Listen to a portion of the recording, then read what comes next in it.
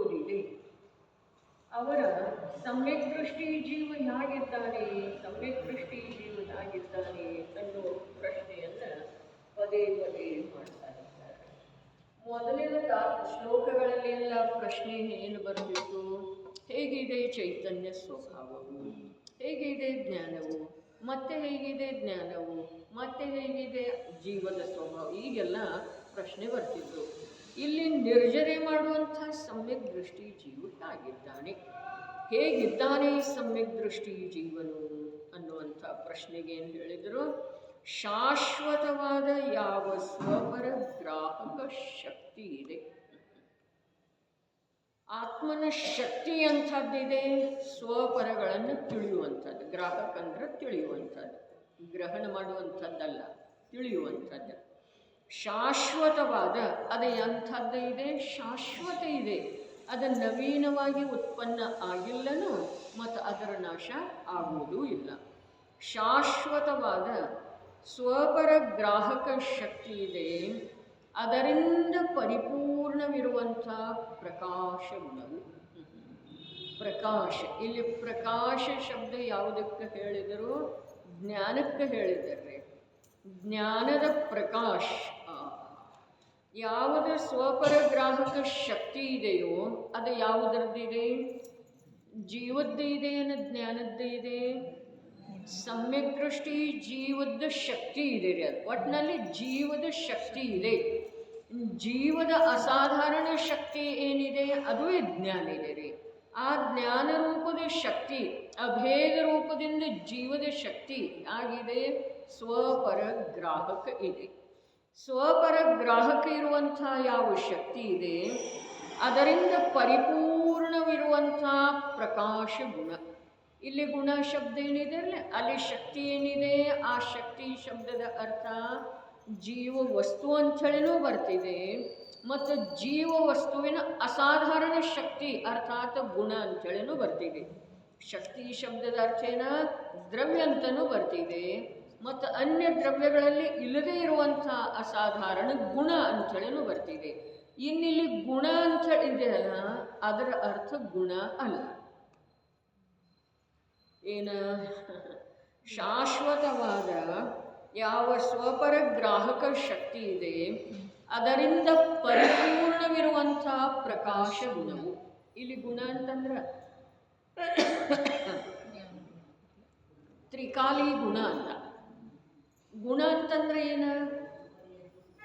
ಇಲ್ಲಿ ಗುಣ ಅಂತಂದ್ರೆ ಪರ್ಯಾಯ ರೀ. ಪ್ರಕಾಶ ಗುಣ ಅರೆ ಅದರಿಂದ ಪರಿಪೂರ್ಣವಿರುವಂಥ ಪ್ರಕಾಶ ಗುಣ. ಪರ್ಯಾಯದೊಳಗೆ ಏನಿದೆ? ಆ ಸ್ವಪರ ಗ್ರಾಹಕ ಶಕ್ತಿ ಇತ್ತಲ್ಲ, ಅದು ಪರ್ಯಾಯದೊಳಗೆ ಪರಿಪೂರ್ಣ ರೂಪದಿಂದ ಪ್ರಕಾಶಿತ ಆಗಿದೆ. ತಿಳಿತನ್ರಿ? ಪ್ರಕಾಶ ಗುಣ ಅಂತೇಳಿ ಹೇಳಿದರೆ ಗುಣ ಶಬ್ದ ಯಾವ ತ್ರಿಕಾಲಿ ಒಂದು ಆತ್ಮನಲ್ಲೇ ಅಭೇದ ರೂಪದಿಂದ ಇರುವಂಥ ಗುಣಗಳಿವೆ ಆ ಗುಣ ಅಲ್ಲ. ಇಲ್ಲಿ ಗುಣ ಅರ್ಥಾತ್ ಪ್ರಗಟ ಯಾವುದಾಗಿದೆಯಲ್ಲ ಆ ಸ್ವಪರ ಗ್ರಾಹಕ ಶಕ್ತಿ ಅಥವಾ ಗುಣ ಅಥವಾ ಜೀವದ ಯಾವ ಪರ್ಯಾಯ ಪ್ರಗಟ ಆಗಿದೆಯಲ್ಲ ಆ ಪರ್ಯಾಯ ವಿಶೇಷಿಕ ಇಲ್ಲಿ ಗುಣ ಅಂದಿದ್ದಾರೆ.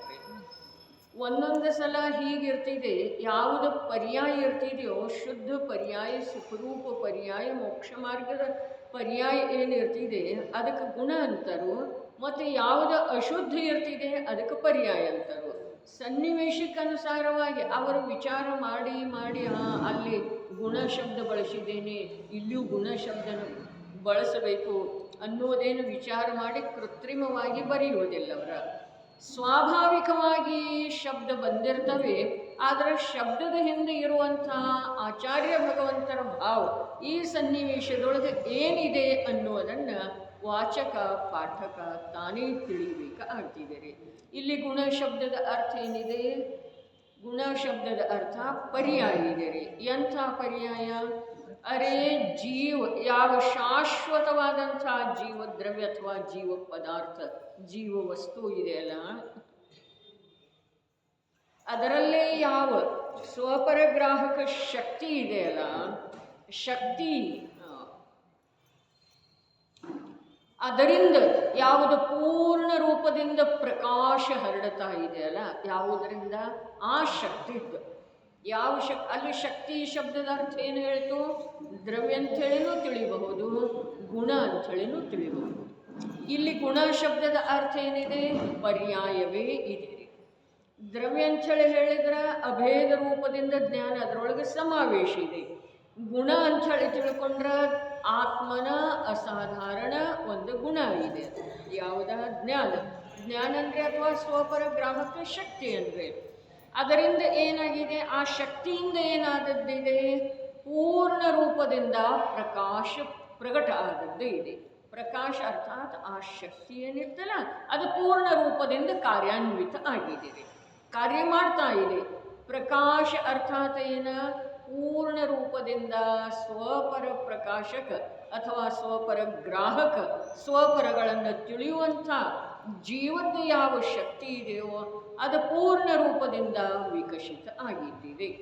ಪ್ರಕಾಶದೊಳಗ ಯಾವ ಪ್ರಕಾರದ ಪದಾರ್ಥಗಳ ಸ್ಪಷ್ಟ ರೂಪದಿಂದ ಗೋಚರಿಸ್ತವೆಯೋ, ಪ್ರಕಾಶ ಶಬ್ದ ಇಡುವುದರ ಪ್ರಯೋಜನೇನ, ಪ್ರಕಾಶದೊಳಗೆ ಯಾವ ಪ್ರಕಾರ ಪದಾರ್ಥಗಳ ಸ್ಪಷ್ಟ ರೂಪದಿಂದ ಕಂಡು ಬರ್ತವೆಯೋ ಅದೇ ಪ್ರಕಾರ ಸ್ವಪರ ಗ್ರಾಹಕ ಶಕ್ತಿಯ ಪ್ರಕಾಶ ಪೂರ್ಣ ರೂಪದಿಂದ ವಿಕಸಿತ ಆಗಿರುವುದರಿಂದ ಅಥವಾ ಪ್ರಕಟ ಆಗಿರುವುದರಿಂದ ಏನಾಗ್ತಾ ಇದೆ? ಸ್ವ ಮತ್ತು ಪರಗಳ ಜ್ಞಾನ ಸ್ಪಷ್ಟ ರೂಪದಿಂದ ಆ ಸಮ್ಯಕ್ ದೃಷ್ಟಿಗೆ ತಿಳಿದು ಬರ್ತಾ ಇದೆ. ಸ್ವ ಮತ್ತು ಪರಗಳ ಜ್ಞಾನ ಸ್ಪಷ್ಟ ಆಗಿದೆ. ಹೀಗಾಗುವುದರಿಂದ ಅವನಿಗೆ ಕರ್ಮಗಳ ಬಂಧ ಇಲ್ಲ ಅಂಥೇಳಿ ಹೇಳ್ತಾರೆ. ನೋಡ್ರಿ, ಪರಿಪೂರ್ಣವಿರುವಂಥ ಇನ್ನೊಂದ್ಸಲ ಶಾಶ್ವತವಾದ ಯಾವ ಸ್ವಪರ ಗ್ರಾಹಕ ಶಕ್ತಿ ಇದೆ ಅದರಿಂದ ಪರಿಪೂರ್ಣವಿರುವಂಥ ಪ್ರಕಾಶಗಳು, ಅದರಿಂದ ಪರಿಪೂರ್ಣವಿರುವಂಥ ಪ್ರಕಾಶಗಳು ಅಂದ್ರೆ ಅವನ ಜ್ಞಾನಗುಣದ ಪರ್ಯಾಯದೊಳಗೆ ಏನಾಗಿದೆ? ಪರಿಪೂರ್ಣ ರೂಪದಿಂದ ಸ್ವಪರ ಗ್ರಾಹಕ ಶಕ್ತಿ ಪ್ರಕಟ ಆಗಿದ್ದಿದೆ. ಸಮ್ಯಕ್ ದೃಷ್ಟಿಯ ಮಾತು ಹೇಳ್ತಾ ಇದ್ದಾರೆ, ಕೇವಲ ಜ್ಞಾನದ ಮಾತು ಹೇಳ್ತಾ ಇಲ್ಲ. ನಿರ್ಜರ ಅಧಿಕಾರ ಇದೆ, ನಿರ್ಜರ ಯಾವುದರಿಂದ ಆಗ್ತಿದೆ ಅನ್ನುವುದನ್ನು ತಿಳಿಸ್ತಾ ಇದ್ದಾರೆ. ಸಮ್ಯಕ್ ದೃಷ್ಟಿ ಹೇಗಿದ್ದಾನೆ ಅನ್ನುವ ಪ್ರಶ್ನೆಯನ್ನು ಉದ್ಭವ ಮಾಡಿ ಆಚಾರ್ಯ ಭಗವಂತರ ಮೂಲಕ ಉತ್ತರವನ್ನು ನಮಗೆ ಹೇಳ್ತಾ ಇದ್ದಾರೆ. ಹೇಗಿದ್ದಾನೆ ಸಮ್ಯಕ್ ದೃಷ್ಟಿ ಜೀವ? ಶಾಶ್ವತವಾದ ಯಾವ ಸ್ವಪರ ಗ್ರಾಹಕ ಶಕ್ತಿ ಇದೆ ನಮ್ಮಲ್ಲಿ ಇದೇ ರೀ ಅದರ ಪ್ರಕಾಶ ಪ್ರಕಟ ಆಗಿಲ್ಲ, ಅರ್ಥಾತ್ ಅದು ಪ್ರಕಟ ಆಗಿಲ್ಲ, ಅದರದ ಬೆಳಕು ಬಿದ್ದಿಲ್ಲ. ಬೆಳಕು ಬಿತ್ತು ಅಂತಂದರೆ ಇದು ಸ್ವ ಇದೆ, ಇದು ಪರ ಇದೆ, ಇದು ಕ್ಷಣಿಕ ಇದೆ, ಇದು ಶಾಶ್ವತ ಇದೆ, ಇದು ನಾನಿದ್ದೇನೆ, ಇದು ನನ್ನದಲ್ಲ, ನಾನಲ್ಲ. ಈ ಪ್ರಕಾರದ್ದೆಲ್ಲ ಏನಾಗ್ತಿದೆ? ಹೇಗಿದೆಯೋ ಹಾಗೆ ಕಾಣಿಸ್ತಿದೆ. ಯಾವುದರಿಂದ? ಪ್ರಕಾಶದಿಂದ. ಪ್ರಕಾಶ ಅಂತಂದ್ರೆ ಏನು?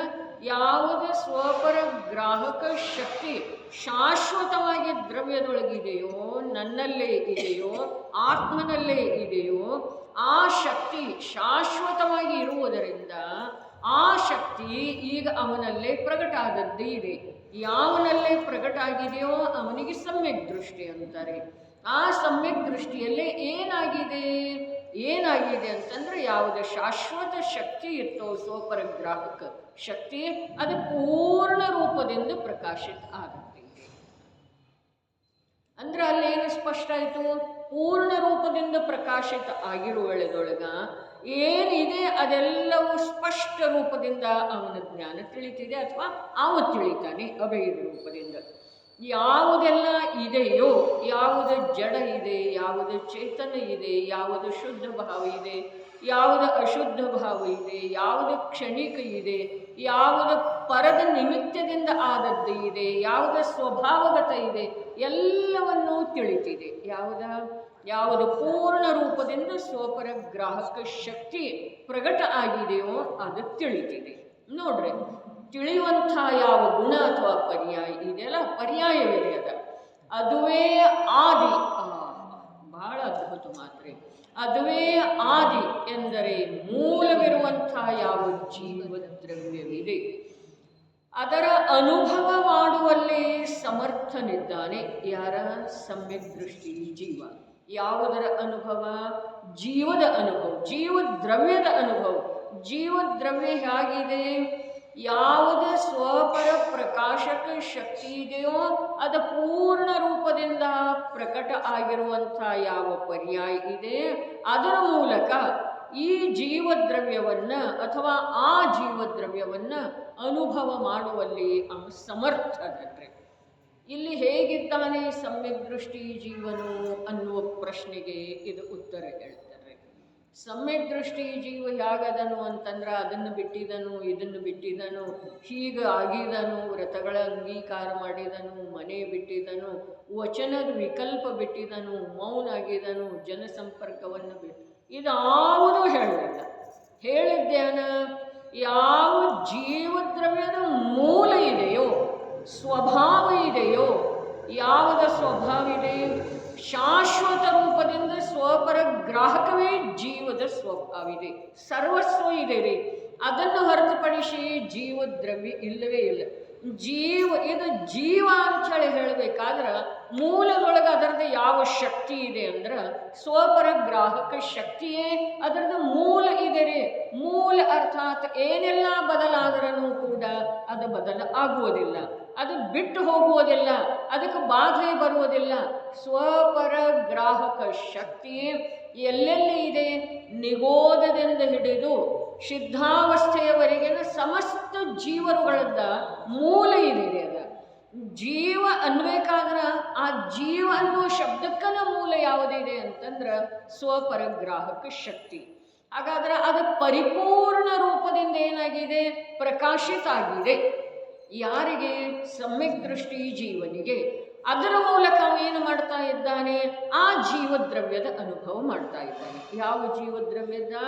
ಸ್ವಪರ ಪ್ರಕಾಶಕ, ಸ್ವಪರ ಗ್ರಾಹಕ ಯಾವ ಶಕ್ತಿ, ಶಾಶ್ವತ ಶಕ್ತಿ ಯಾವ ಜೀವದ್ರವ್ಯದ ಮೂಲ ಇದೆಯೋ ಆ ಜೀವದ್ರವ್ಯದ ಅನುಭವ ಮಾಡುವುದರಲ್ಲಿ ಅವನು ಸಮರ್ಥ ಇದ್ದಾನೆ. ಯಾವ? ಸಮ್ಯಕ್ ದೃಷ್ಟಿ ಜೀವ. ಯಾವುದರ ಅನುಭವ ಮಾಡ್ತಾ ಇದ್ದಾನೆ? ಸ್ವಪರ ಗ್ರಾಹಕ ಶಕ್ತಿಯೇ ಯಾವುದರ ಮೂಲ ಇದೆಯೋ, ಯಾವುದ ಈಗದ ಪೂರ್ಣ ರೂಪದಿಂದ ಪ್ರಕಾಶಿತ ಆಗಿದೆಯೋ, ಪ್ರಕಾಶ ಬೀರ್ತಾ ಇದೆ.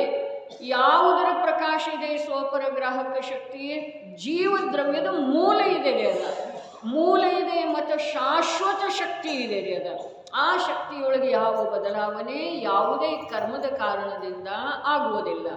ಅಂಥ ಯಾವ ಬಹಳ ಅದ್ಭುತ ಮಾತು. ಅರೆ, ಸ್ವಪರ ಗ್ರಾಹಕ ಯಾವ ಶಾಶ್ವತ ಶಕ್ತಿ ಇದೆಯೋ, ಜೀವದ್ರವ್ಯದ ಮೂಲ ಇದೆಯೋ, ಅರೆ ಜೀವದ್ರವ್ಯದ ಮೂಲ ಆ ಶಕ್ತಿ ಇದೆಯಲ್ಲ, ಇದಂತೂ ಇದೇನರಿ.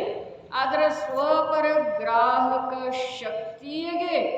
ಶಕ್ತಿಯ ಪೂರ್ಣ ಪ್ರಕಾಶ ಏನಿದೆಯಲ್ಲ ಅದು ಜೀವದ್ರವ್ಯದ ಮೂಲ ಇದೆ.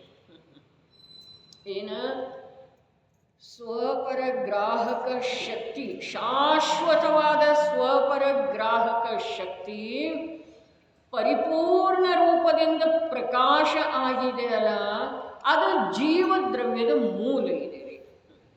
ಸ್ವಪರ ಗ್ರಾಹಕ ಶಕ್ತಿ ಪ್ರಕಟ ಆಗದೇ ಇರೋದು ಪೂರ್ಣ ರೂಪದಿಂದ. ಅರೆ, ಸಮ್ಯಕ್ ದೃಷ್ಟಿ ಹೇಗಿದ್ದಾನೆ ಅಂತ ಕೇಳ್ತಾ ಇದ್ದಾರೆ ಈ ಪ್ರಶ್ನೆಗೆ.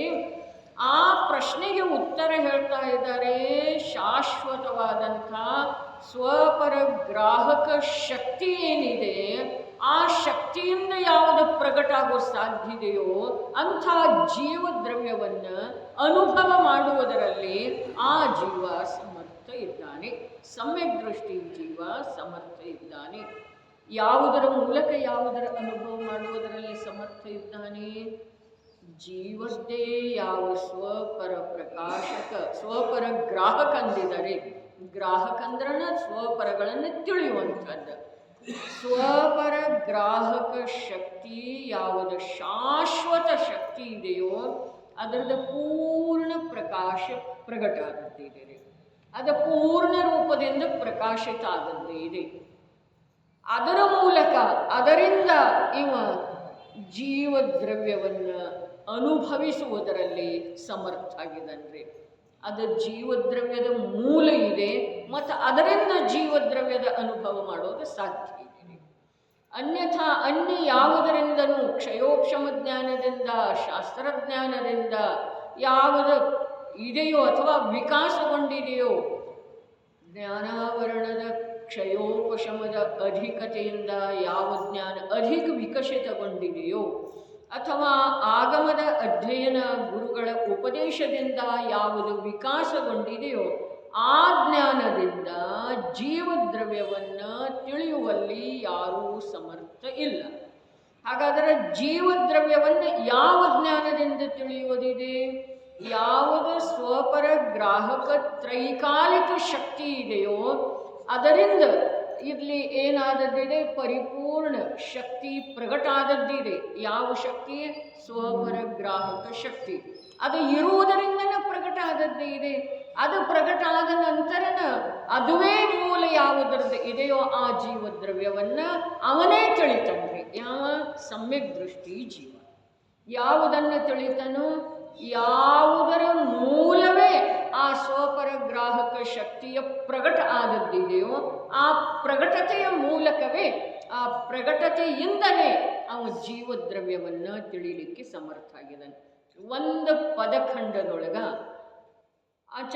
ಆಚಾರ್ಯ ಅಮೃತಚಂದ್ರ ದೇವರ ಒಂದು ಪದಖಂಡದೊಳಗ ಎಷ್ಟು ಅರ್ಥ ಇದೆ. ಟೀಕಾಕಾರರ ಯಾವ ರೀತಿಯ ಅರ್ಥವನ್ನು ಪ್ರಕಟಪಡಿಸಿದ್ದಾರೆ, ಸಮ್ಯಕ್ ದೃಷ್ಟಿ ಜೀವನು ಹೇಗಿದ್ದಾನೆ ಅನ್ನೋದು ಪ್ರಶ್ನೆನೂ ಟೀಕಾಕಾರದ. ಅದಕ್ಕೆ ಉತ್ತರ ಆಚಾರ್ಯ ಭಗವಂತರ ಪದಖಂಡಗಳಲ್ಲಿ ಅಡಗಿರುವಂಥ ಅಥವಾ ನಿಹಿತ ಇರುವಂಥ ಯಾವ ಭಾವ ಇದೆಯೋ ಆ ಭಾವವನ್ನು ನಮಗೆ ತಿಳಿಯುವ ಹಾಗೆ ಪ್ರಕಟಪಡಿಸಿದ್ದಾರೆ. ಸಮ್ಯಕ್ ದೃಷ್ಟಿ ಜೀವ ಹೇಗಿದ್ದಾನೋ, ಜೀವದ್ರವ್ಯದ ಅನುಭವ ಮಾಡುವುದರಲ್ಲಿ ಸಮರ್ಥ ಇದ್ದಾನೆ. ಜೀವದ್ರವ್ಯ ಹೇಗಿದೆ?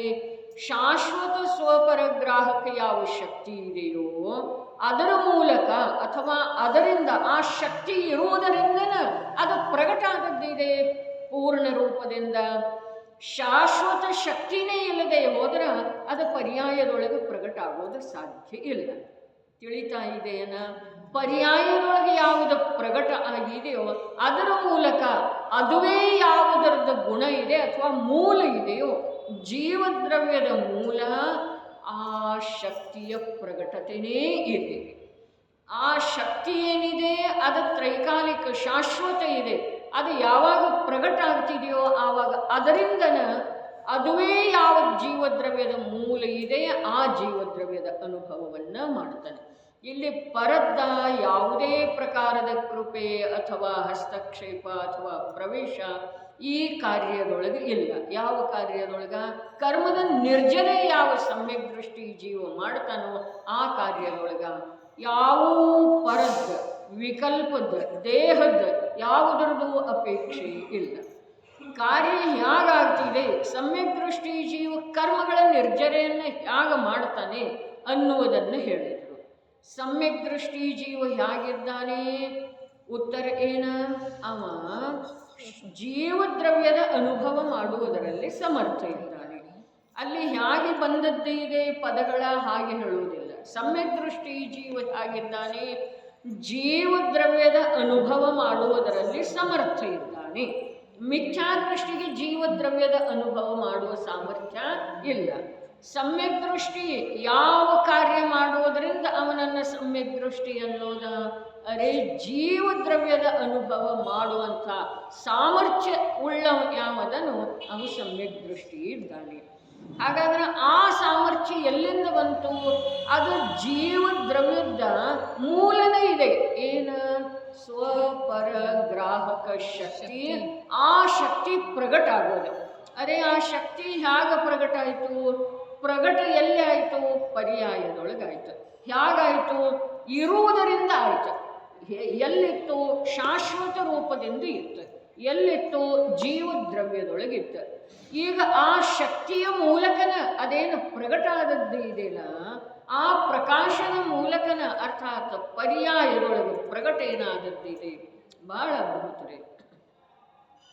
ಯಾವುದು ಶಾಶ್ವತ ಜೀವದ ಶಕ್ತಿ ಇತ್ತೋ ಸ್ವಪರಗ್ರಾಹಕ, ಅದು ಪೂರ್ಣ ರೂಪದಿಂದ ಪ್ರಕಟ ಆದದ್ದು ಇದೆ. ನೋಡ್ರಿ, ನಿನ್ನೆ ಮೊನ್ನೆ ಬಂದದ್ದು ಇತ್ತು ಶ್ರದ್ಧಾಗುಣ 4ನೇ ಗುಣಸ್ಥಾನದೊಳಗ ಪರಿಪೂರ್ಣ ಆಗ್ತಿದೆ. ಅದರ ಕಾರ್ಯ ಬಾಕಿ ಏನೂ ಉಳಿಯೋದಿಲ್ಲ. ಅವಗಾಢ ಚಲಮಲ ಅಗಾಢ ದೋಷ ಇರ್ತಿದೆ, ಅದು ಬಿಟ್ಟು ಹೋಗ್ತಿದೆ. ಇದೆಲ್ಲ ಕಥನ ಆದ್ರೂ ಕೂಡ ಒಂದು ಮಾತು ಇದೆ, ಶ್ರದ್ಧಾಗುಣದ ಪರ್ಯಾಯ ಕ್ರಮದಿಂದ ಶುದ್ಧ ಆಗುವುದಿಲ್ಲ, ಅದು ಒಮ್ಮೆಲೆ ಪೂರ್ಣ ರೂಪದಿಂದ ಶುದ್ಧ ಆಗ್ತಿದೆ. ಹಾಗಾದರೆ 4ನೇ ಗುಣಸ್ಥಾನದೊಳಗ ಯಾವ ಶ್ರದ್ಧಾಗುಣದ ಪರ್ಯಾಯ ಪೂರ್ಣ ಶುದ್ಧ ಆಗಿದೆಯೋ, ಶ್ರದ್ಧಾಗುಣದ ಪರ್ಯಾಯ ಪೂರ್ಣ ಶುದ್ಧ ಆಗಬೇಕಾದ್ರೆ ಅಲ್ಲಿ ಆ ಶುದ್ಧತೆಗೆ ಕಾರಣ ಯಾವುದಿದೆ? ಆ ಜೀವದ್ರವ್ಯದೊಳಗನ ಶಾಶ್ವತವಿರುವಂಥ ಸ್ವಪರಗ್ರಾಹಕ ಶಕ್ತಿ. ಹಾಗಾದರೆ ಅದು ಪೂರ್ಣ ರೂಪದಿಂದ ಪ್ರಕಟ ಆಗಿದೆ 4ನೇ ಗುಣಸ್ಥಾನದೊಳಗ. ಅದರಿಂದ ಏನಾಗ್ತಾ ಇದೆ? ಯಾವುದು ಸ್ವ ಇದೆ, ಯಾವುದು ಪರ ಇದೆ, ಅವನಿಗೆ ನೆನಪಿನಲ್ಲಿ ಇಟ್ಕೊಳ್ಳೋದ ಅಥವಾ ಬರೆದಿಟ್ಕೊಳ್ಳೋದ ಅವಶ್ಯಕ ಇಲ್ಲ. ಆ ಪ್ರಕಾಶದೊಳಗ ಯಾವ ಪ್ರಕಾಶ? ಸ್ವಪರಗ್ರಾಹಕ ಶಕ್ತಿಯನ್ನು ಪೂರ್ಣ ರೂಪದಿಂದ ಪ್ರಕಾಶಿತ ಆಗಿದೆಯಲ್ಲ, ಪ್ರಗಟ ಆಗಿದೆಯಲ್ಲ, ಅದರ ಪ್ರಕಾಶದೊಳಗ, ಅದರ ಬೆಳಕಿನೊಳಗ ಅವನಿಗೆ ಸೂಕ್ಷ್ಮ ಸ್ಥೂಲ ಎಲ್ಲವೂ ತಿಳಿದು ಬರ್ತಾ ಇದೆ. ಏನ? ಯಾವುದು ಸ್ವದ ವಿಭಾಗದೊಳಗಿದೆಯೋ, ಯಾವುದು ಪರದ ವಿಭಾಗದೊಳಗಿದೆಯೋ ಅವನಿಗೆ ನೆನಪು ಮಾಡಿಕೊಳ್ಳೋದು ಅವಶ್ಯಕ ಇಲ್ಲ, ಅದರ ಬಗ್ಗೆ ವಿಚಾರ ಮಾಡಿ ತಿಳ್ಕೊಳ್ಬೇಕಾದಂಥದ್ದು ಇಲ್ಲ. ಯಾವ ಪ್ರಕಾರ? ಕಣ್ಣು ಇದ್ದಾವೆ, ಕಣ್ಣು ಸಶಕ್ತ ಇದ್ದಾವೆ, ಮತ್ತು ಆ ಕೋಣೆಯೊಳಗ ಪೂರ್ಣ ರೂಪದಿಂದ ಪ್ರಕಾಶ ಇದೆ. ಅಲ್ಲಿ ಯಾವ ಪದಾರ್ಥ ಕಾಣುವುದಿಲ್ಲ, ಏನಿದಾವೆ ಅವೆಲ್ಲ ಕಾಣಿಸ್ತವೆ. ಅದೇ ಪ್ರಕಾರ ಇವನದೇ ಶಕ್ತಿ ಇದೆ, ಸ್ವಪರಗ್ರಾಹಕ ಶಕ್ತಿ ಅರ್ಥಾತ್ ಕಣ್ಣು, ಮತ್ತು ಪ್ರಕಾಶ ಅರ್ಥಾತ್ ಅದರ ಮೂಲಕ ಆ ಕಣ್ಣುಗಳ ತೆರೆದದ್ದು ಇದೆ. ಇಲ್ಲಿ ಇಷ್ಟು ಅದ್ಭುತ ಇದೆ. ಪ್ರಕಾಶ ಯಾವ ದೀಪದಿಂದ ಇದೆಯೋ ಆ ದೀಪದ್ದು ಕೂಡ ಅವಶ್ಯಕತೆ ಇಲ್ಲ, ಈ ಕಣ್ಣುಗಳಲ್ಲೇನ ಅಂಥ ಶಕ್ತಿ ಇದೆ.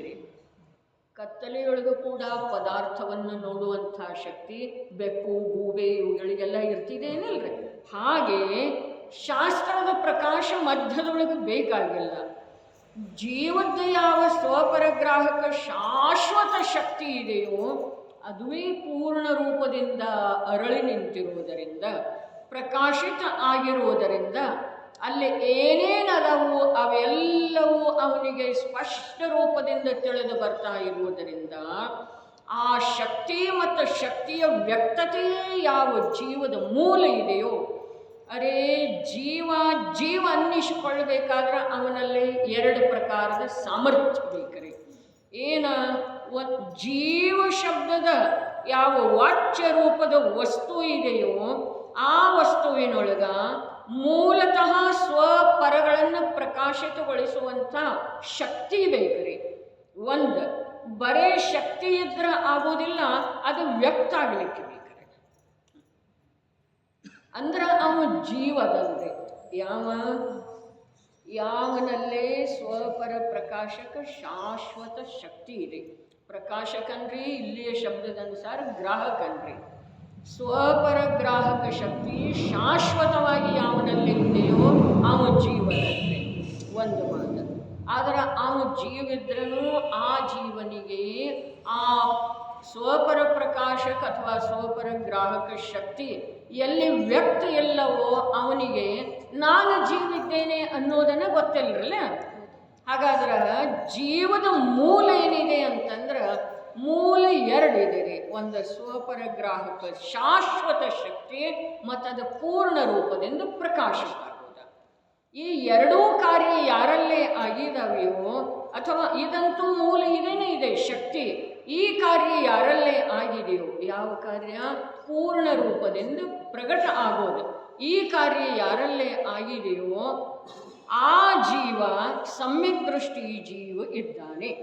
ಇಷ್ಟು ಕಾರ್ಯ ಆದ ಮಾತ್ರಕ್ಕೆ ಅವನು ಸಮ್ಯಕ್ ದೃಷ್ಟಿ ಆಗಲಿಲ್ಲ, ಇನ್ನೂ ಪೂರ್ಣ ಆಗಿಲ್ಲರಿ. ಹಾಗಾದರೆ ಏನಿದೆ ಇನ್ನೂ? ಆ ಶಕ್ತಿಯ ಮೂಲಕ ಅಥವಾ ಆ ಶಕ್ತಿಯ ವ್ಯಕ್ತತೆಯ ಮೂಲಕ ಅವನು ಜೀವದ್ರವ್ಯದ ಅನುಭವ ಮಾಡುವುದರಲ್ಲಿ ಸಮರ್ಥಾಗಿದ್ದಾನೆ ಅಂಥೇಳಿ ಅವನು ಸಮ್ಯಕ್ ದೃಷ್ಟಿ ಅದಂತೆ. ಏನೇನು ಹೇಳಿತು? ಜೀವದ್ರವ್ಯದ ಮೂಲ ಏನಿದೆ ಅದು ಸ್ವಪರಗ್ರಾಹಕ ಶಾಶ್ವತ ಶಕ್ತಿ ಇದೆ ರೀ. ಆ ಶಕ್ತಿ ಇಲ್ಲದೆ ಹೋದರೆ ಜೀವ ಅಂಥೇಳಿ ಅವನಿಗೆ ಯಾರೂ ಅನ್ನೋದಿಲ್ಲ ರೀ. ಒಂದು ಮಾತು. ಎರಡನೇದ್ದ, ಅವ ಸ್ವಯಂ ಜೀವ ಇರುವುದರದ ಲಾಭ ಅವನಿಗೆ ಆಗಬೇಕಾದ್ರೆ ಆ ಶಕ್ತಿ ಪೂರ್ಣ ರೂಪದಿಂದ ವಿಕಸಿತ ಆಗಬೇಕು. ಹಾಗಾದ್ರೆ ಅಷ್ಟು ಮಾತ್ರಕ್ಕೆ ಅವನು ಜೀವ ಅನ್ನಿಸಿಕೊಳ್ತಂದ್ರೆ ಅದರ ಸಮ್ಯಕ್ ದೃಷ್ಟಿ ಅನ್ನಿಸಿಕೊಳ್ಬೇಕಾದ್ರೆ ಅವನಿಗೆ ಆ ಜೀವದ್ರವ್ಯದ ಅನುಭವ ಆಗ್ತಾ ಇರ್ಬೇಕು, ಮಾಡ್ತಾ ಇರ್ಬೇಕು. ಆವಾಗ ಅವೇನಾಗ್ತಾನೋ ಸಮ್ಯಕ್ ದೃಷ್ಟಿ ಜೀವ ಆಗ್ತಾನೆ. ತಿಳಿತಾನೆ ಎಷ್ಟು ವಿಷಯ ಬಂದವ್ರಿ.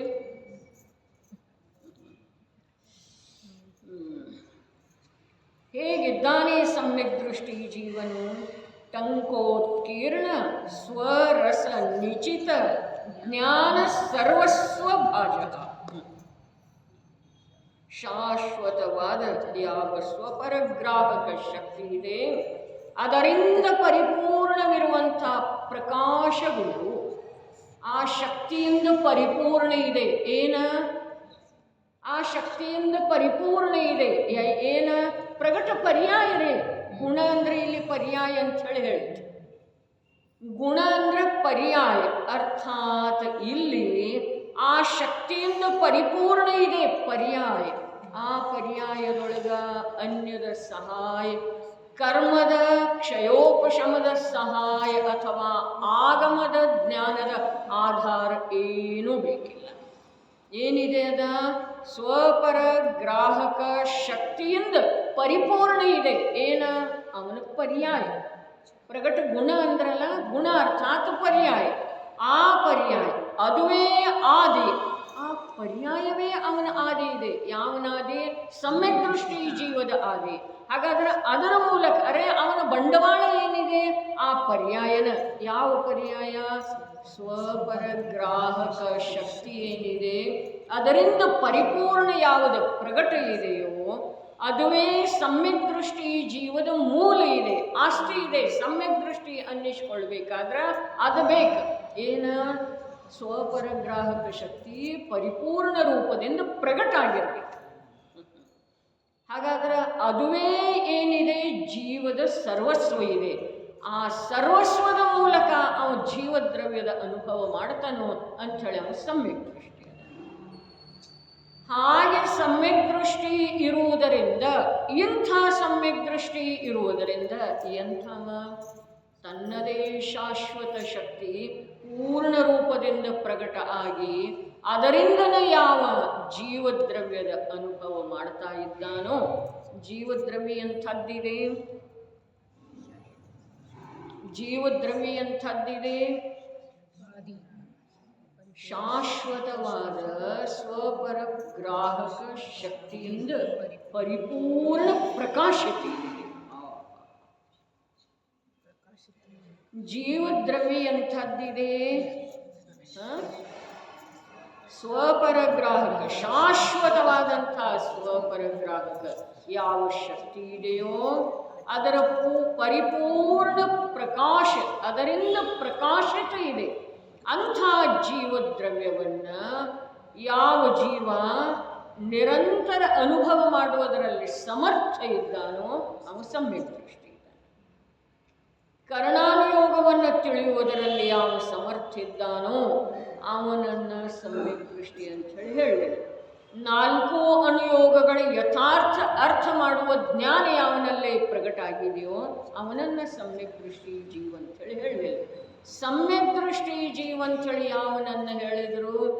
ಜೀವನ ಯಾವ ಮೂಲ ಇದೆಯೋ ಸ್ವಪರಗ್ರಾಹಕ ಶಕ್ತಿ ಅದು ಸಂಪೂರ್ಣ ಪ್ರಕಾಶಿತ ಆದದ್ದು ಇದೆ. ಅದರ ಮೂಲಕ ಇವೇನು ಮಾಡ್ತಾ ಇದ್ದಾನೆ? ಜೀವದ್ರವ್ಯದ ಅನುಭವ ಮಾಡ್ತಾ ಇದ್ದಾನೆ. ಧರ್ಮಾತ್ಮ ಸಮ್ಯಕ್ ದೃಷ್ಟಿಯ ಪರಿಭಾಷೆ ಇದೆ ರೀ.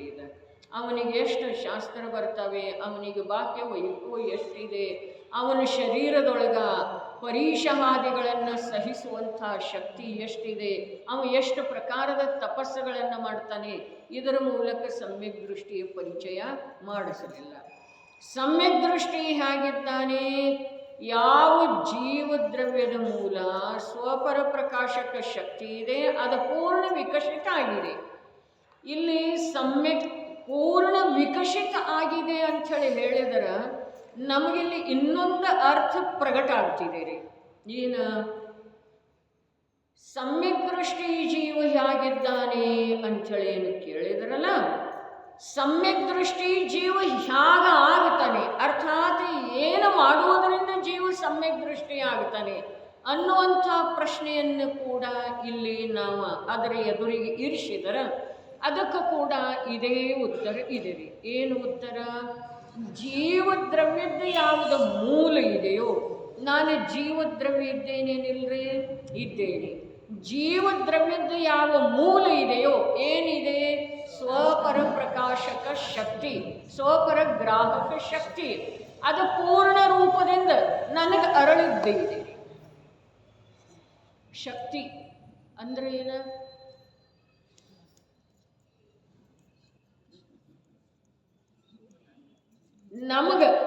ನನಗೆ ಅರಳಿದ್ದೆ, ಪೂರ್ಣ ರೂಪದಿಂದ ಪ್ರಕಾಶಿತ ಆದದ್ದೇ ಇದೆ ನನ್ನಲ್ಲಿ. ಏನು?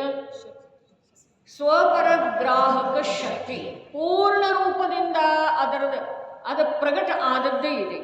ಅಂದ್ರೆ ಏನು? ಸಂಜ್ಞೆ ಪಂಚೇಂದ್ರಿಯ ರೂಪದಿಂದ ಸ್ವಪರಗಳನ್ನು ತಿಳಿಯುವಂಥ ಶಕ್ತಿ ನನ್ನಲ್ಲೇ ಪ್ರಗಟ ಇದೆಯೇನಿಲ್ರಿ?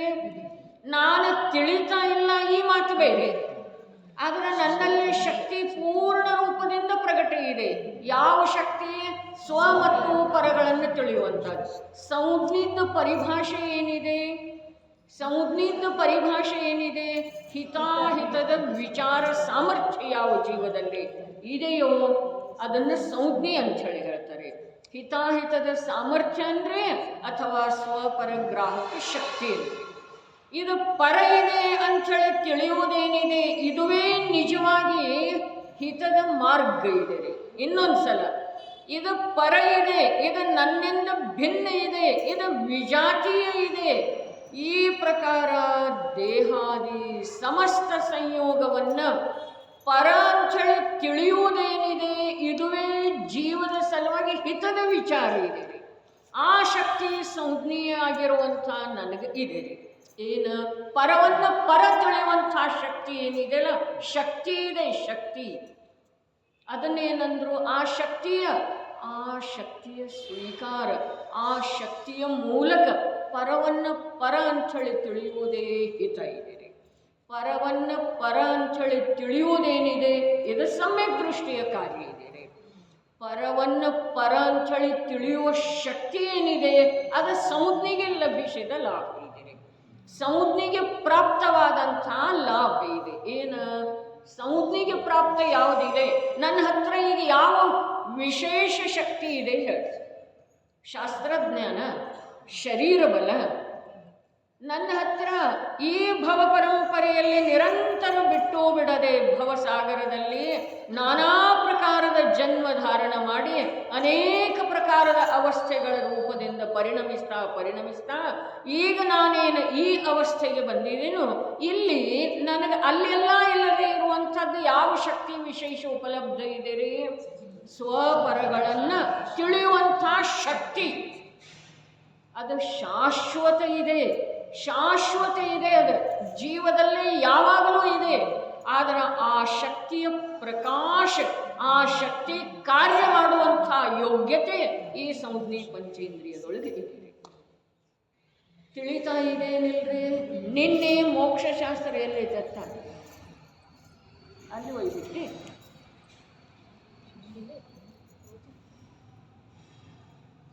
ನಿನ್ನೆ ರಾಮ್ಜಿಭಾಯಿ ಮಾತು ಹೇಳಿದ್ದಿದ್ರೆ ಆಮೇಲೆ ಕ್ಷಣ ಮಾತ್ರದೊಳಗೆ ಅದು ವಿಸ್ಮರಣೆ ಆಗಿ ಹೋಯಿತು.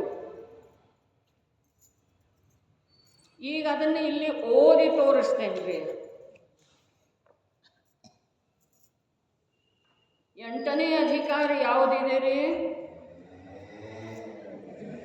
ಮೋಕ್ಷಶಾಸ್ತ್ರದೊಳಗೆ 8ನೇ ಅಧಿಕಾರ ಯಾವುದಿದೆ? ಬಂಧ ಅಧಿಕಾರ ಅಲ್ವಾ?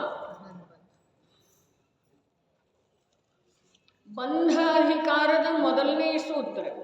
ಮೋಕ್ಷಶಾಸ್ತ್ರದೊಳಗ 7 ತತ್ವಗಳ ವಿವೇಚನೆ ಇದೆ. ಸ್ವಲ್ಪ ಭೂಮಿಕಾ ಹೇಳ್ತೇನೆ, ಮರಿಬಾರ್ದು ಯಾವ ಅಧಿಕಾರದಲ್ಲಿ ಏನಿದೆ ಅಂತ ಹೇಳಿ. ಅರೆ, ಎಷ್ಟು ವರ್ಷದಿಂದ ನಾವು ಅಷ್ಟಾಂಗಿಕದ ಆಚರಣೆ ಏನು ಮಾಡ್ತಾ ಇದ್ದೇವೆ?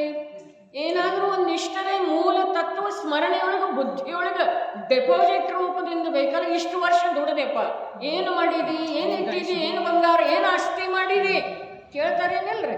ಹಾಗೆ ನಮ್ಮ 26 27 ಗಣನೆ ಹೇಳ್ತೀರ. ಮೋಕ್ಷಶಾಸ್ತ್ರದೊಳಗೆ ವಿಷಯ ಏನಿದೆ? ಸಪ್ತ ತತ್ವಗಳ ವಿವೇಚನೆ. ಮೊದಲಿನ 4 ಅಧ್ಯಾಯ ಎಷ್ಟಿದಾವೆ? 10 ಅಧ್ಯಾಯ ಇದಾವೆ. ಮೊದಲಿನ 4 ಅಧ್ಯಾಯದೊಳಗ ಜೀವ ತತ್ವದ ವಿವೇಚನೆ ಇದೆ. 5ನೇ ಅಧ್ಯಾಯದೊಳಗ ಅಜೀವ ತತ್ವದ ವಿವೇಚನೆ ಇದೆ. ಮುಂದೆ 6, 7ರೊಳಗ ಆಶ್ರವ ತತ್ವದ ವಿವೇಚನೆ ಇದೆ. 8ರೊಳಗ ಬಂಧ ತತ್ವದ ವಿವೇಚನೆ ಇದೆ. 9ರೊಳಗ ಸಂವರ ಮತ್ತು ನಿರ್ಜರ. 10ರೊಳಗ ಮೋಕ್ಷ ತತ್ವದ ವಿವೇಚನೆ ಇದೆ. ಹಾಗಾದ್ರೆ ಇಲ್ಲಿ 8ನೇ ಅಧ್ಯಾಯದೊಳಗೆ ಏನಿದೆ? ಬಂಧ ತತ್ವದ ವಿವೇಚನೆ. ಮೊದಲನೇ ಸೂತ್ರ ಏನಿದೆ? ಯಾರು ಹೇಳ್ತೀರಾ? 8ನೇ ಅಧ್ಯಾಯದ ಮೊದಲನೇ ಸೂತ್ರ.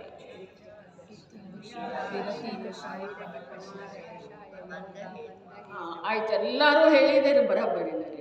ಮಿಥ್ಯಾದರ್ಶನ, ಅವಿರತಿ, ಪ್ರಮಾದ, ಕಷಾಯ ಯೋಗ, ಬಂಧ ಹೇತವ. ಇದರ ಬಗ್ಗೆ ಟೀಕಾ ಬರೆದಾರೆ. ಆ ಟೀಕಾ ಬರೆಯವರು ಎಂಥವ್ರಿದ್ರು ಅನ್ನೋದು ನಿನ್ನೆ ಹೇಳಿದ್ದೇನ್ರಿ. ಎಂಥವ್ರಿದ್ರು? ಏನು ಹೇಳಿದ್ದೇನೆ ರೀ? ಅವು ಬಾಯ ಮಾತಾಡ್ತೀರಿ, ಮಾತಾಡ್ತಾ ಅರ್ಧ ಮಾತಾಡ್ತೀರಿ.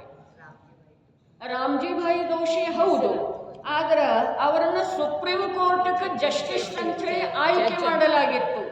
ಆದ್ರೆ ಅವರ ಆ ಪದದ ನಿರಾಕರಣೆ ಮಾಡಿ ಜಿನಾಗಮದ ಅಧ್ಯಯನ ಮಾಡಿದರು ಮತ್ತು ಆ ಅಧ್ಯಯನದ ಫಲಸ್ವರೂಪವಾಗಿ ಈ ಮೋಕ್ಷಶಾಸ್ತ್ರ ಗ್ರಂಥದ ಮೇಲೆ ಇಷ್ಟು ಸುದೀರ್ಘವಾದಂಥ 700 ಪುಟದ ಟೀಕೆ ಬರೆದರ್ರಿ. ಸೂತ್ರ ಎಷ್ಟದವು? ಸಣ್ಣ ಅದಾವ್ರಿ. ಒಂದೊಂದು ಲೈನ್ 2 ಶಬ್ದ, 4 ಶಬ್ದ, 357 ಸೂತ್ರ ಅದಾವ್ರಿ.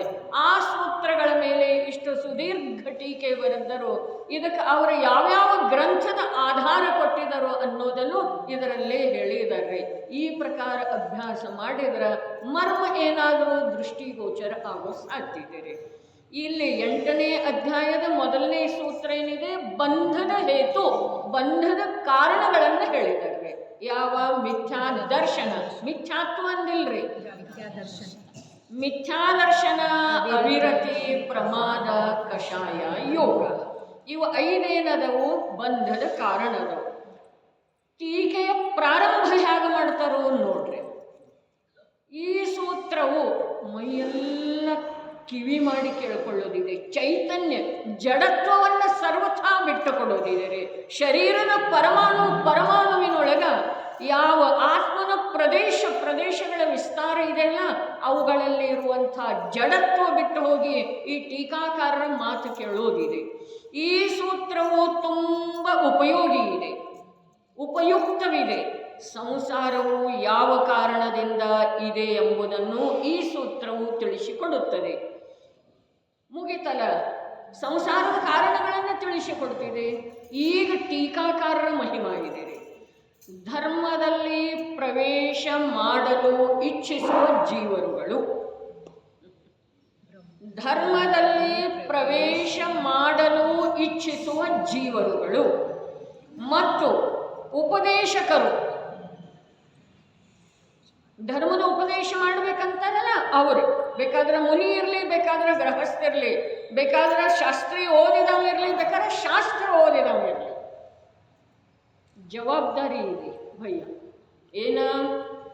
ಈ ಧರ್ಮದಲ್ಲಿ ಪ್ರವೇಶ ಮಾಡಲು ಇಚ್ಛಿಸುವವರು, ಉಪದೇಶದ ಮುಖ್ಯತೆ ಇಲ್ಲ, ಆದರೆ ಧರ್ಮದೊಳಗೆ ಪ್ರವೇಶ ಮಾಡಬೇಕಂಥೇಳಿ ಯಾರು ಇಚ್ಛೆ ಮಾಡ್ತಾರೋ ಮತ್ತು ಧರ್ಮದ ಉಪದೇಶವನ್ನು ಕೊಡಬೇಕಂಥೇಳಿ ಯಾರು ಇಚ್ಛೆ ಮಾಡ್ತಾರೋ ಅವರು ಎಲ್ಲಿಯವರೆಗೆ ಈ ಸೂತ್ರದ ಮರ್ಮ ತಿಳಿಯುವುದಿಲ್ಲ ಅಲ್ಲಿಯವರೆಗೆ ಒಂದು ಮಹಾನ್ ಅಪರಾಧ ಮಾಡುತ್ತಾರೆ.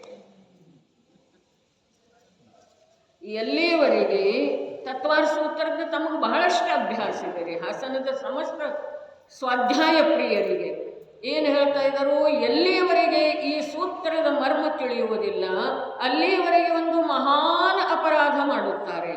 ಅದು ಹೇಗಿದೆ ಅಂದರೆ, ಆ ಅಪರಾಧ ಹೇಗಿದೆ ಅಂದರೆ, ಬಂಧದ 5 ಕಾರಣಗಳೊಳಗಿಂದ ಎಲ್ಲಕ್ಕೂ ಮೊದಲು ಮಿಥ್ಯಾದರ್ಶನವೂ ಬಿಟ್ಟು ಹೋಗುತ್ತದೆ. ಯಾರ ಧರ್ಮದೊಳಗೆ ಪ್ರವೇಶ ಮಾಡಬೇಕಂತಾರಲ್ಲ, ಇಚ್ಛೆ ಮಾಡ್ತಾರಲ್ಲ, ಅವರು ಇದರ ಮರ್ಮವನ್ನು ತಿಳ್ಕೊಳ್ಳೋದು ಅವಶ್ಯಕ ಇದೆ. ನಮಗೆ ಮನುಷ್ಯಗೆ ಬಂದ ಹಾಗೆ ಮಾಡ್ತಾ ಇದ್ದೇವಲ್ಲ, ಮೊದಲು ಧ್ಯಾನ ಮಾಡೋದು ಅರ್ಥಾತ್ ಯೋಗದೊಳಗೆ ಸುಧಾರಣೆ ಮಾಡೋದು. ಕಾಯಯೋಗ, ಮನೋಯೋಗ, ವಚನ ಯೋಗ. ಧ್ಯಾನ ಅಂದರೆ ಏನಿದೆ? ಯೋಗದೊಳಗೆ. ಅರೆ ಯೋಗ ಕೊನೆಗೆ ಹೋಗ್ತಿದೆ, ಮೊದಲು ಮಿಥ್ಯಾತ್ವ ಹೋಗ್ಬೇಕ, ಅದರ ಕಡೆಗೆ ನಮಗೆ ಲಕ್ಷ್ಯ ಇದೆ. ಹೆಚ್ಚ ಅಂತಂದ್ರೆ ವ್ರತ ತಗೊಳ್ಬೇಕಂತೇವೆ, ಅದಕ್ಕಿಂತ ಹೆಚ್ಚ ಅಂತಂದ್ರೆ ಕಷಾಯ ಬೇಡ. ಎಲ್ಲಿ ಬಿಡೋದ್ರಿ? ಕಷಾಯ ಯಾವ ಪ್ರಕಾರ ಅಸ್ಥಿ ಬಿಡ್ತಾರಲ್ಲ ನದಿಯೊಳಗ, ಹಾಗೆ ಬಿಡ್ಲಿಕ್ಕೆ ಬರ್ತಿದೆ ಅಂದ್ರೆ ಅದೇ ಅದಕ್ಕೆ ಹೇಳ್ತಾ ಇದ್ದಾರು, ಎಲ್ಲಿವರೆಗೆ ಈ ಸೂತ್ರದ ಮರ್ಮ ತಿಳಿಯೋದಿಲ್ಲ ಅಲ್ಲಿಯವರೆಗೆ. ಅರೆ 12-13 ಪುಟ ಈ ಒಂದು ಸೂತ್ರದ ಮೇಲೆ ಟೀಕೆ ಇದೆ, ಬಹಳ ಅದ್ಭುತ. ಅರೆ ಹಿಂದೆ ಓದಿದ್ದಿರ್ಬೋದು, ಆದರೆ ಇಂದು ಈ ಸನ್ನಿವೇಶದೊಳಗ ಇದನ್ನು ಓದಿದ್ರಿ ಅಂತಂದ್ರೆ ನಿಜವಾಗಿನ ಜ್ಞಾನ ನೇತ್ರ ತೆಗೆಯುವ ಸಾಧ್ಯತೆ ಇದೆ. ಅದು ಹೇಗಿದೆ ಎಂದರೆ, ಬಂಧದ 5 ಕಾರಣಗಳೊಳಗಿಂದ ಎಲ್ಲಕ್ಕೂ ಮೊದಲು ಮಿಥ್ಯಾದರ್ಶನವು ಬಿಟ್ಟು ಹೋಗುತ್ತದೆ ಮತ್ತು ನಂತರ ಅವಿರತಿ ಮೊದಲಾದವು ದೂರವಾಗಿರುತ್ತದೆ. ಆದಾಗ್ಯೂ ಹೀಗೆ ಕ್ರಮ ಇದೆ, ವಸ್ತು ಸ್ವರೂಪ ಹೀಗಿದೆ.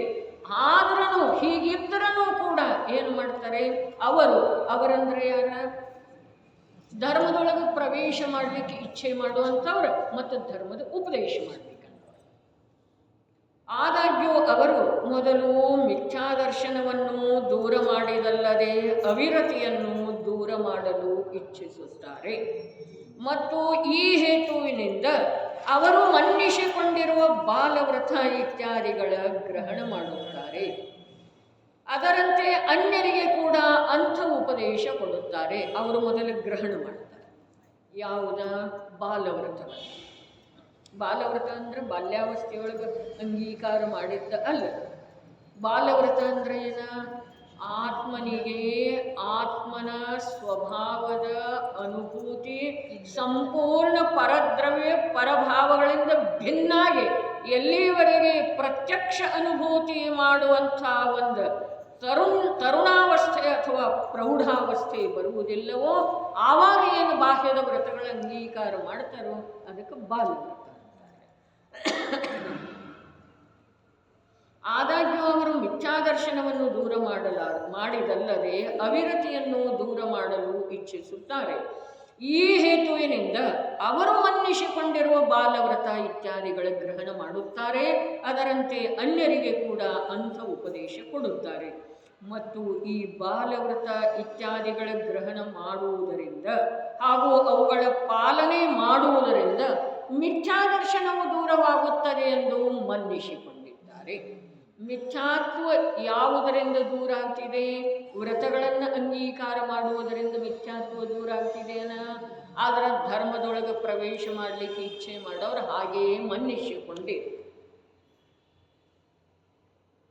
ಅವರ ಈ ಪ್ರಕಾರದ ಮನ್ನಣೆಯು ಪೂರ್ಣ ರೂಪದಿಂದ ಮಿಥ್ಯೆ ಇದೆ ಎಂಬುದನ್ನು ಈ ಸೂತ್ರದಲ್ಲಿ ಮಿಥ್ಯಾದರ್ಶನ ಕೊಟೇಶನ್ ಒಳಗಿದೆ. ಮಿಥ್ಯಾದರ್ಶನವನ್ನು ಮೊದಲು ತಿಳಿಸಿಕೊಟ್ಟು ಸೂಚಿತ ಮಾಡಿದ್ದಾರೆ. ಏನು ಸೂಚಿತ ಮಾಡಿದರು? ಮಿಥ್ಯಾತ್ವ ದೂರ ಆಗೋದ ವ್ರತದಿಂದ ಸಾಧ್ಯ ಇಲ್ಲ. ಮಿಥ್ಯಾತ್ವ ದರ್ಶನ ಇದೆ ರೀ. ಸೂತ್ರದೊಳಗೆ ಶಬ್ದ ಇದೆಯಲ್ಲ, ಮಿಥ್ಯಾದರ್ಶನ, ಅವಿರತಿ, ಹೀಗೆ ಶಬ್ದ ಅದವಲ್ಲ. ಹಾಗಾದ್ರೆ ಅವಿರತಿಯನ್ನು ದೂರ ಮಾಡಿ ಅರ್ಥಾತ್ ವ್ರತಗಳ ಅಂಗೀಕಾರ ಮಾಡಿ ಮಿಥ್ಯಾದರ್ಶನವನ್ನು ದೂರ ಮಾಡೋದು ಸಾಧ್ಯ ಇಲ್ಲ ಅನ್ನೋದನ್ನು ಸೂಚಿತಗೊಳಿಸಿದರು. ಹಾಗಾದ್ರೆ ಮಿಥ್ಯಾತ್ವ ಅಂದ್ರೆ ಏನ? ಇಲ್ಲಿ 9-10 ಪಾಯಿಂಟದೊಳಗೆ ಹೇಳಿದ್ದಾರೆ. ಮಿಥ್ಯಾದರ್ಶನ ಅಂದ್ರೆ ನೋಡ್ರಿ, ಇದನ್ನೇ ಯಾವುದರ ಸಲುವಾಗಿ ನಿನ್ನೆ ಹೇಳಲಿಕ್ಕೆ ಬಯಸ್ತಾ ಇದ್ದೇನೋ ಅಂತಂದ್ರೆ ಇದೆಲ್ಲ ನನಗೆ ಹೇಳೋದು ಇರಲಿಲ್ಲ. ಆದರೆ ಜಿನವಾಣಿಯ ಮರ್ಮವನ್ನ ಮೋಕ್ಷ ಮಾರ್ಗದೊಳಗೆ ಪ್ರವೇಶ ಮಾಡಬೇಕಾದ್ರೆ ಯಾವ ಪ್ರಕಾರದ ಅರ್ಹತೆ ಅಥವಾ ಯಾವ ಪ್ರಕಾರದ ಉದ್ಯಮ ಅವಶ್ಯಕಿದೆ ಅನ್ನೋದನ್ನು ತಿಳಿಯಲಾರದೆ ನಾವೆಲ್ಲ ಧರ್ಮ ಮಾಡ್ತಾನೂ ಇದ್ದೇವೆ ಮತ್ತು ಇನ್ನೊಬ್ಬರಿಗೆ ಧರ್ಮ ಮಾಡುವಂಥ ಉಪದೇಶವನ್ನು ಕೊಡ್ತಾ ಇದ್ದೇವೆ. ಉಪದೇಶ ಅಂದರೆ ಇಲ್ಲಿ ಕೂತೇನು ಕೊಡ್ತೇವೆ ಇದಿಷ್ಟ ಅಲ್ರಿ, ಹೊರಗಡೆ ಕೂಡ ಎಲ್ಲ ಉಪದೇಶ ಕೊಡ್ತಾನೆ ಇರ್ತೇವ್ರಿ. ಆಚಾರ್ಯತ್ವ ಪ್ರತಿಯೊಬ್ಬರಿಗೂ ಇದೆ ರೀ, ಪ್ರತಿಯೊಬ್ಬರಿಗೂ ಇದೆ. ಆಗಮದ ಅಲ್ಪ ಸ್ವಲ್ಪ ವಚನ ಅಥವಾ ಒಂದೆರಡು ಧರ್ಮದ ಕ್ರಿಯೆ ಯಾರು ಮಾಡಿದಾರೋ ಅವರು ಯಾರು ಸಿಗ್ತಾರೋ ಅವರಿಗೆಲ್ಲ ಅದನ್ನೇ ಹೇಳ್ತಾರೆ. ಹೌದು ಅಥವಾ ಇಲ್ಲ? ಅಪ್ಪಾಜಿ ಅಂತೂ ಹೇಳಿದ್ರು, ಒಬ್ಬ ಮನುಷ್ಯ ಮೆಡಿಕಲ್ ಓದದ್ದನ 50 ವರ್ಷ ಜೀವನ ಕಳೆದ ಅಂತಂದ್ರೆ ಅರ್ಧ ಡಾಕ್ಟರ್ ಆಗ್ತ. ಹಾಗಾದರೆ ನಾವು ಒಂದು 10 ವರ್ಷ 15 ವರ್ಷ 25 ವರ್ಷದಿಂದ ಅಷ್ಟಾನಿಕದ ಆಚರಣೆ ಮಾಡ್ತಾ ಇದ್ದೇವೆ ಅಂದಮೇಲೆ ಯಾರೆಲ್ಲ ಯಾರಿಗರೆ ನಾವು ಉಪದೇಶ ಮಾಡ್ತೇವೆ ಅಥವಾ ಇಲ್ರಿ? ಉಪದೇಶ ಮಾಡುವ ಸಲುವಾಗಿ ಈ ಗದ್ದಿ ಮೇಲೇನ ಕೂಡಬೇಕು ಹೀಗೆ ಮಾಡ್ತಿಲ್ಲ. ಉಪದೇಶ ಮಾಡುವ ಸಲುವಾಗಿ ಎದುರಿಗೆ ಶಾಸ್ತ್ರಾದ ಇಟ್ಕೊಂಡು ಈ ಪ್ರಕಾರ ಎಲ್ಲ ಸಭೆಯ ರಚನೆ ಮಾಡಿ ಇರಬೇಕು ಮಾಡಬೇಕು ಅನ್ನೋದೇನು ಮಾತು. ಉಪದೇಶ ಯಾರು ಸಿಗದಿದ್ರೆ ಕೆಲಸದವ್ರಿಗೆ ಮಾಡ್ತಾನೆ ಇರ್ತೀವಿ. ಬಂದಿರ್ತಾರಲ್ಲ ಪಾತ್ರೆ ತಿಕ್ಕಲಿಕ್ಕೆ ಅವರಿಗಾದರೂ ಮಾಡ್ತಾನೆ ಇರ್ತೀವಿ ಉಪದೇಶ. ಯಾವ ಉಪದೇಶ ಮಾಡ್ತೀವಿ? ಹಾಗೆಲ್ಲ ಸಿಟ್ಟು ಮಾಡಬಾರ್ದು. ನೋಡಪ್ಪ ಇಲ್ಲಿಂದ ಸತ್ತು ದುರ್ಗತಿಗೆ ಹೋಗೋದಾಗ್ತಿದೆ, ಇದು ಉಪದೇಶ ಇದೇನಿಲ್ರಿ. ಹಾಗೆ ಇನ್ನೊಬ್ಬರಿಗೆ ಮೋಸ ಮಾಡಬಾರ್ದು ಹೇಳ್ತಿರ್ತೇವೇನಿಲ್ಲ ಅಂದ್ರೆ ನಾವು ಧರ್ಮದ ಉಪದೇಶ ಕಾರ್ಯವರೇ. ಆದ್ರೆ ಧರ್ಮ ಅಂದರೆ ಏನ, ಸಂಸಾರದ ಮೂಲ ಯಾವ? ಅರೆ ಧರ್ಮದೊಳಗೆ ಪ್ರವೇಶ ಮಾಡಬೇಕಾದ್ರೆ ಈ ಸೂತ್ರ ತುಂಬ ಉಪಯುಕ್ತ ಇದೆ ಅಂತೇಳಿ ಹೇಳ್ತಾರೆ. ಇನ್ನು ಇದರ ಮೇಲೆ ಯಾವಾಗ ಇದನ್ನು ತಗೊಂಡ ಅಪ್ಪಾಜಿ ಯಾವಾಗ ಪ್ರವಚನ ಮಾಡಿದ್ರು ಆವಾಗ ಅವರ ಮಾತು ಹೀಗಿತ್ತು. ಜಗತ್ತಿನೊಳಗ ಅನೇಕ ಮತಗಳಿದ್ದಾವೆ, ಆ ಮತ ಪ್ರವರ್ತಕರು ಇದ್ದಾರೆ. ಪ್ರತಿಯೊಂದು ಮತದೊಳಗ ಆ ಮತದ ನಿರೂಪಣೆ ಮಾಡುವಂಥ ತಜ್ಞರು ಇದ್ದಾರೆ, ಜ್ಞಾನಿಗಳಿದ್ದಾರೆ, ವಿಮರ್ಶಕರು ಇದ್ದಾರೆ. ಆದರೆ ಈ ಜೈನ ದರ್ಶನದ ಮಾತನ್ನು ಅತ್ಯಂತ ವೈಜ್ಞಾನಿಕವಾಗಿ ತಿಳಿಸಿಕೊಟ್ಟದ್ದ ಯಾವ ಜೈನಾಚಾರ್ಯರ ರೀತಿ ಇದೆ ಅದನ್ನು ಮೊದಲು ತಿಳ್ಕೊಳ್ಬೇಕಾಗೋದ ಅನ್ನೋ ಮಾತು ಅಪ್ಪಾಜಿ ಹೇಳಿದ್ದಾರೆ. ಏನು ಉಪದೇಶ ಮಾಡೋ ಸುಲಭ ಇದೆ, ವಾಚನದಂತೂ ಬಹಳ ಬಾರಿ ಹೇಳಿದ್ರು ಅವರು. ಅಕ್ಷರ ಬಲ್ಲವರಿಗೆಲ್ಲ ಶಾಸ್ತ್ರ ಓದಲಿಕ್ಕೆ ಬರುವುದಿಲ್ಲಪ್ಪ. ಅಕ್ಷರ ಓದುತ್ತಾರೆ, ಆದರೆ ಶಾಸ್ತ್ರ ಓದುವುದು ಅರ್ಥಾತ್ ಆ ಶಾಸ್ತ್ರದಲ್ಲಿ ನನ್ನ ಕಲ್ಯಾಣದ ಸಲುವಾಗಿ ಈ ಮಾತನ್ನು ಹೇಳಿದರೆ, ನನ್ನ ಸುಖ ಈ ಮಾತಿನ ಅನುಸರಣೆ ಮಾಡಿದರೆ ಇದೆ, ನಾನು ಅರೂಪಿ ಚೈತನ್ಯ ತತ್ವ ಇದ್ದೇನೆ.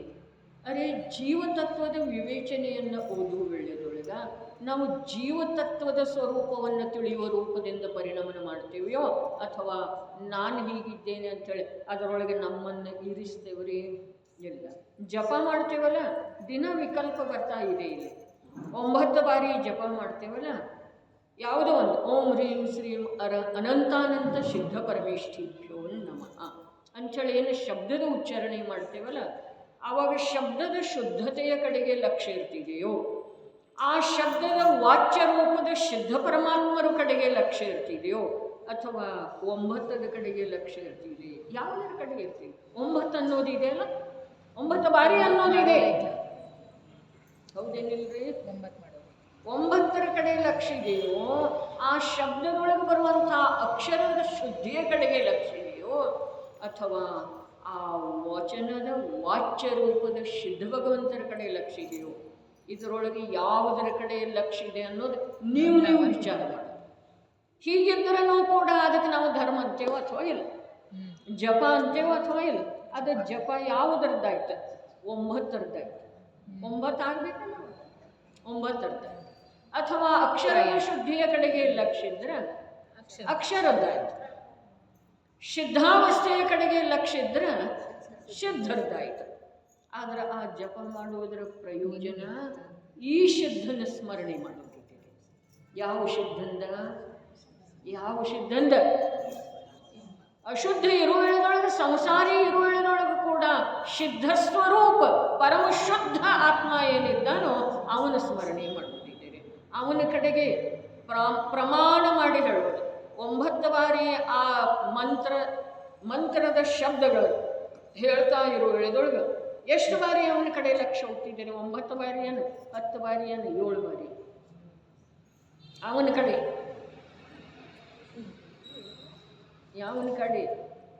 ಯಾವನ ಕಡೆ ಯಾವ ದೇಹ ಇರುವೆಳೆದೊಳಗೂ ಕೂಡ ದೇಹದಿಂದ ರಹಿತ, ಅಶುದ್ಧ ಪರಿಣಾಮ ರೂಪದಿಂದ ಪರಿಣಮಿಸ್ತಾ ಇರುವೆಳೆದೊಳಗೂ ಕೂಡ ಪರಮಶುದ್ಧ.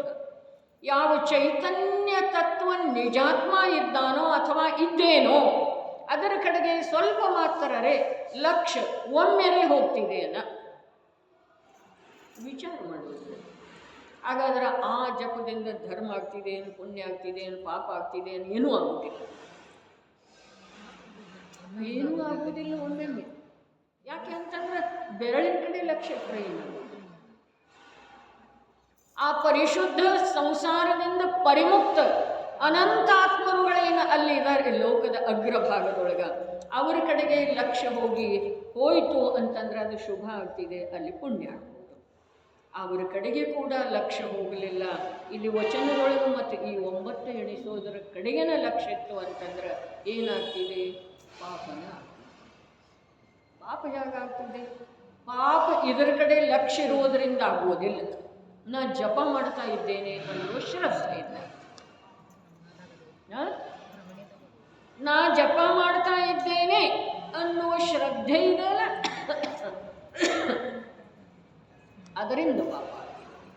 ಈ ಬೆರಳಿನ ಈ 9 ಅಂಕಿಯ ಕಡೆಗೆ ಲಕ್ಷ್ಯ ಇರುವುದರಿಂದ ಪಾಪ ಆಗುತ್ತದೆ. ಆ ಅನಂತಾನಂತ ಸಿದ್ಧ ಪರಮೇಷ್ಠಿಭ್ಯೋ ನಮಃ ಅನ್ನುವಂಥ ಆ ಮಂತ್ರದಲ್ಲಿ ಬರುವ ಅಕ್ಷರಗಳ ಕಡೆಗೆ ನಮ್ಮ ಉಪಯೋಗ ಇತ್ತು ಅಂತಂದ್ರೆ ಪಾಪ ಆಗುವುದಿಲ್ಲ. ಪಾಪ ಯಾವುದರಿಂದ ಆಗ್ತಿದೆ? ನಾನು ಜಪ ಮಾಡ್ತಾ ಇದ್ದೇನೆ ಅನ್ನೋದ್ರಿಂದ ಪಾಪ ಆಗ್ತಿದೆ. ಆ ಭಾವದೊಳಗ ಒಂದು ವೇಳೆ ಸಿದ್ಧರು ಒಂದು ಸಲ ಆದರೂ ನನ್ನ ದೃಷ್ಟಿಪಥದೊಳಗೆ ಬಂದು ಹೋದ್ರು ಅಂತಂದ್ರೆ ಆ ಒಂದು ಏನು ಅಲ್ಪ ಸಮಯ ಇದೆಯಲ್ಲ ಅಷ್ಟು ಪುಣ್ಯ ಆಗ್ತಿದೆ. ಆದರೆ ಧರ್ಮಂತೂ ಆಗುವುದಿಲ್ಲ. ಧರ್ಮದ ಸಲುವಾಗಿ ಉದ್ಯಮ ಯಾವಾಗ ಆಗ್ತಿದೆ? ಆ ಸಿದ್ಧರ ಸ್ಮರಣೆ ಮಾಡ್ತಾ ಇದ್ದ ಹಾಗೆ ಈ ತ್ರಿಕಾಲಿ ಶುದ್ಧ ದೇಹಾತೀತ ರಾಗದಿಂದ ಭಿನ್ನ ಯಾವ ಜ್ಞಾತಾ ಸ್ವಭಾವದ ಅರೂಪಿ ಚಿನ್ಮಾತ್ರ ಅಸಂಖ್ಯ ಪ್ರದೇಶಿ ಅನಂತ ಗುಣಗಳ ಅಭೇದ ಪುಂಜ ಸ್ವರೂಪನಾದಂಥ ಆತ್ಮನ ಮಹಿಮೆ ಒಂದು ಕ್ಷಣ ಬಂತು ಅಂತಂದ್ರೆ ಅದರ ಧರ್ಮಕ್ಕೆ ಸಾಧನ ಆಗ್ತಿದ್ದೀರಿ. ಧರ್ಮ ಆಗ್ತೀವಿ.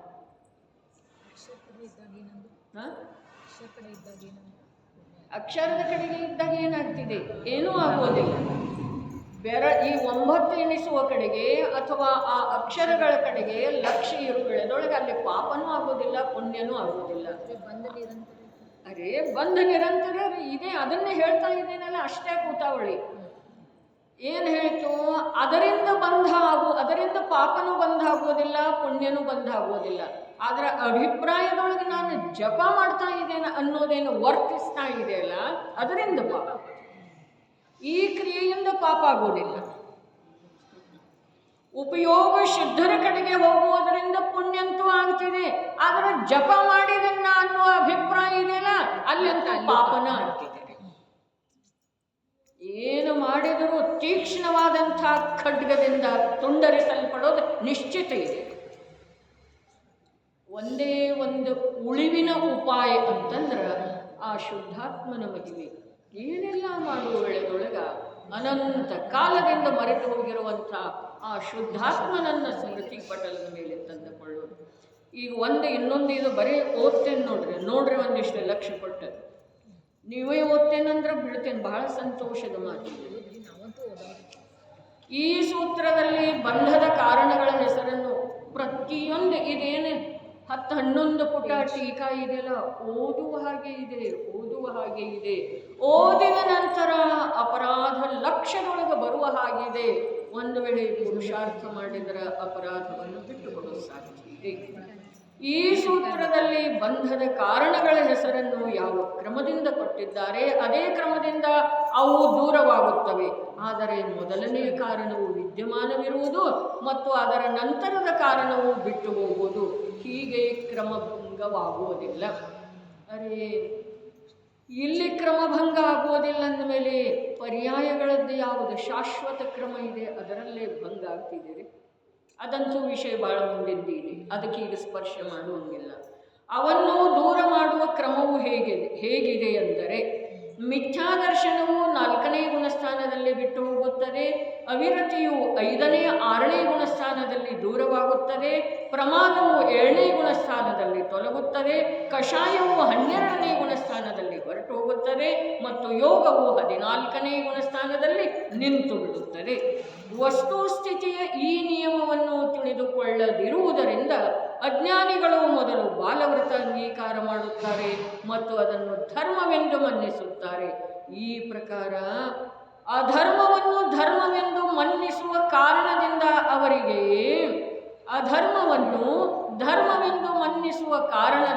ಅವರಿಗೆ ಏನಾಗ್ತಿದೆ, ಮಿಥ್ಯಾದರ್ಶನ ಹಾಗೂ ಅನಂತಾನುಬಂಧಿ ಕಷಾಯದ ಪೋಷಣೆಯಾಗುತ್ತದೆ.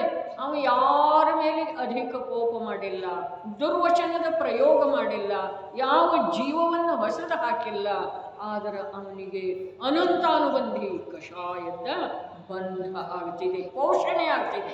ಆದುದರಿಂದ ಜಿಜ್ಞಾಸೆಯುಳ್ಳವರು ವಸ್ತುಸ್ಥಿತಿಯ ಈ ನಿಯಮವನ್ನು ತಿಳಿದುಕೊಳ್ಳುವುದು ತೀರಾ ಅವಶ್ಯಕವಿದೆ. ಈ ನಿಯಮವನ್ನು ತಿಳ್ಕೊಂಡೇನು ಮಾಡೋದು, ಬರೀ ತಿಳಿಯೋದು ಅವಶ್ಯಕ. ನಮಗೆ ಗೊತ್ತಾಯ್ತು, ಮೊದಲು ಮಿಥ್ಯಾತ್ವ ಹೋಗ್ತೀವಿ, ಗೊತ್ತಾಯ್ತು, ಆಗುವುದಿಲ್ಲ.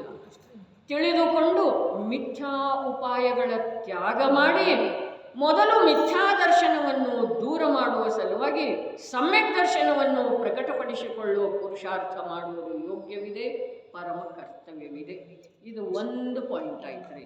ಇನ್ನು ಹೀಗೇ ನಡೀತಾವ್ರಿ. ಟೀಕಾಕಾರದ ಮಹಿಮಾ ಎಂಥದ್ದು, ಅವರ ಜ್ಞಾನದ ವೈಶಾಲ್ಯ ಎಂಥದ್ದು, ಆಗಮದ ಅಭ್ಯಾಸದಿಂದ ಅವರ ಜ್ಞಾನದಲ್ಲಿ ಬಂದಿರುವ ನಿರ್ಮಲತೆ ಎಂಥದ್ದು.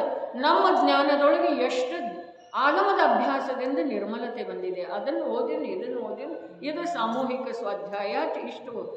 ಇಷ್ಟು ಪ್ರವಚನನನ್ನು ಅದರ ಮೇಲೆ ಅದು ನಿನ್ನೆ ಬಂದಿದ್ರಲ್ಲ ಅವರು ಹೇಳ್ತಾರೆ. ನಿನ್ನೆ ಮೊನ್ನೆ ಯಾರು ಬಂದಿದ್ರಲ್ಲ, ನಡೆಯ ಸಮಯ ಆಗಿದೆ.